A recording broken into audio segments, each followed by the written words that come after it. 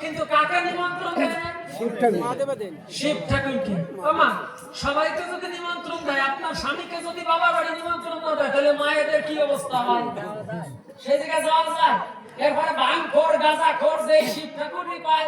আমার কাছে বলেন দেখি, পার্বতী সে স্বামীর নিন্দামন্দ সহ্য করতে পারে নাকি? পারে?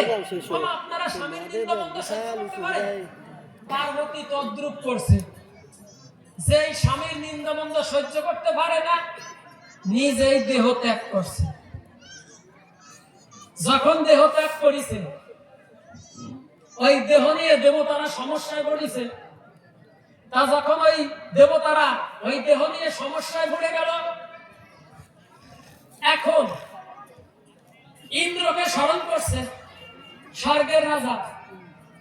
এরপরে আপনার নারায়ণকে স্মরণ করছে। সবাই সবাই আছে।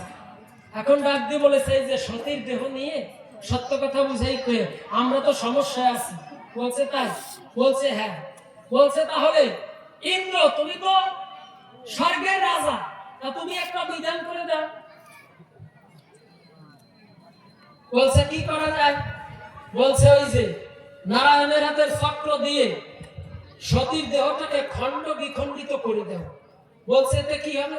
বলছে সতীর দেহ তো এক জায়গায় রাখা যাবে না, যে জায়গায় যাইয়ে যে খণ্ড পড়বে সেই অনুপাতে এক একটা তীর্থের নামকরণ হবে। এই হচ্ছে বিষয়। বলছে নামকরণ হয়ে কি হবে? বলছে এক একটা তীর্থস্থানে পর্যবসিত হবে।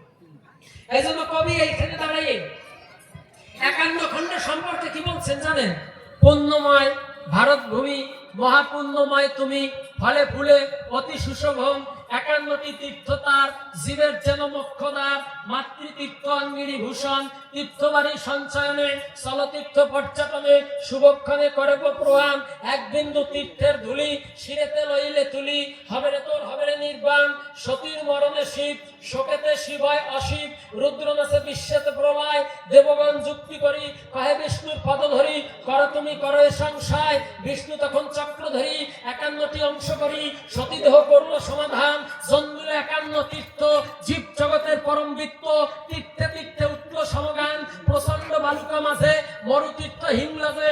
ব্রহ্মরণ্ড হয়েছে রক্ষণ, ব্রহ্ম হত্যা করে রাম, গিয়েছিল তীর্থধাম। শুনেছি সে পুরাণে কথন, উত্তরে মানুষ সরোবর, দক্ষিণ হস্ত তাহার উপর। দক্ষিণ কোন রাহে উজনিতে, দক্ষিণ পদ ত্রিপুরায়, বাম পদ ত্রিশোত্রায়, দক্ষিণ গণ্ড রাহে গণ্ডকিতে। প্রবাস লিখতে যদুবংশ, ধুয়েছিল পাপের অংশ। দাপরের যুগ সন্ধিক্ষণে, চন্দ্রভাগা মহামায়া দিয়েছিল পদছায়া। সেতীর্থ উদর পতনে, নাবি পড়ে উৎকলে, জানুদয় পড়ে নেপালে।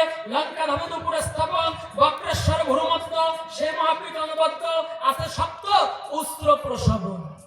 চন্দ্রনাথ পাহাড় চূড়ে মা ভবানী বিরাজ করে, দক্ষিণ হস্তের অর্ধে তীর্থ হয়, হল শততীর্থের সমাবেশ। এ জানক দ্বীপদেশ, স্বয়ম্ভূনাথ শিবলিঙ্গের জয়। কণ্ঠ পড়ে কাশ্মীরে, 3 চক্ষু কবরীপুরে। সুগন্ধাতে পড়িল নাসিকে, বাম বাহু মিথিলায়, বামে স্কন্ধ বিহুলায়। বাম গুল্ফ পরে বিবেশকে, কামাখ্যায় করে আনন্দ।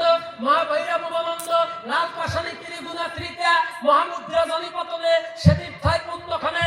10 মহাবিদ্য বিরাজিতা, প্রয়াগে 2 হস্তাঙ্গুলি। ওরা হলো পুণ্যধুলি, যেথা ব্রহ্মা লাভ করিতে বেদ। সরস্বতী যমুনার কূলে, গঙ্গার সঙ্গম স্থলে করেছিলেন যজ্ঞ অশ্বমেধ। কুরুক্ষেত্রে ধর্মনিষ্ঠা, এসেছিল ধ্বংসের বান। ভেসে গেল পাপের সমূল, কুরুক্ষেত্র মহারঙ্গে। অঙ্গ দিয়ে সতীরঙ্গে, এনেছিল দক্ষিণ পদমূল। শুনে আমার মনুল্লাসী, 2টি তীর্থ পাশাপাশি। গোদাবরী পূর্ণ নদীর তীরে, 2টি তীর্থে 2টি গণ্ড। চমকে বিশ্ব ব্রহ্মাণ্ড, রুদ্রের মন পূর্ণ নদীর নীরে। হার পড়েছে নন্দীপুরে, পানি পদ্ম রয় যশোরে। নিম্ন হাসত হাসে, দক্ষিণ পূর্ব শ্রী পর্বতে। নলহাটিতে নরপথে, ঊর্ধ্বদন্ত সুচিতে উদ্ভাসে। পরে মণিবেদে মণিবন্ধ, সোননদে দক্ষিণ নিতম্ব। পড়েছিল কিরিটে কিরিট, জলন্ধারে বামে স্তন। পুণ্যামৃত হয় খরম, কেশধারে বৃন্দাবনে পীঠ। রত্নবলী দক্ষিণ স্কন্ধে, দক্ষিণ জঙ্গারয় মগধে। দক্ষিণ জঙ্গারয় মগধে, বৃন্দাবনে হৃৎপদ্ম স্থিতি। জীবামুখী জলাদ্যুপ জিহ্বায়, তল্প পড়ে করতোয়। বাম জঙ্গায় পূর্ণ পীঠ জয়ন্তী। দক্ষিণ প্রধানগুলি কেটে দিয়েছিল কালীঘাটে, আমাদের যে একটা কেটে দিয়েছে কাশীতে, সৈন্য সাধু কালীগঞ্জের তারিখ